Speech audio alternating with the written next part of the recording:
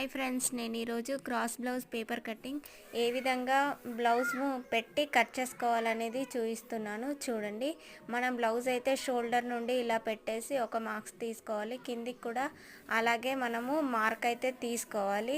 Next shoulder తీసుకొని ఇలా ఒక మార్క్ అయితే వేసేయండి.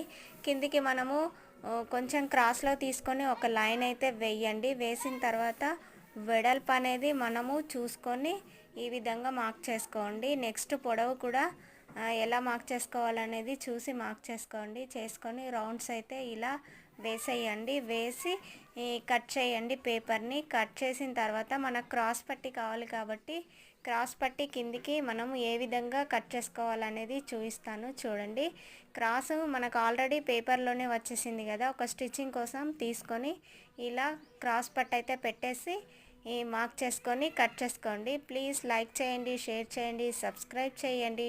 డౌట్స్ ఉంటే కామెంట్ చేయండి.